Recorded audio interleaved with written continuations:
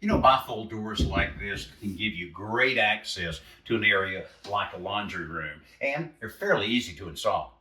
The first thing you want to install is the center track at the top of the jamb. And again, it needs to be right in the center. Make sure you put all the screws you need in there. After that, you want to get right down on the floor and install the bottom pivot bracket. Make sure you use all the screws and secure that really well on both sides of the jamb.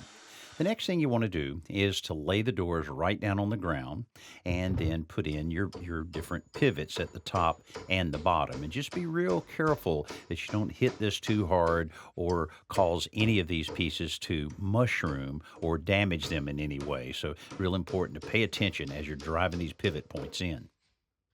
After that, you want to raise it up and align your pivot point at the very top bracket that you have. Go ahead and get it in there first. Go ahead and sit it then on the bottom pivot bracket, and you'll want to adjust that up or down to make sure that it's where you need it. Then the top guide will snap in, and a little adjustment there to line it up with the jamb, and you've got your door in great shape.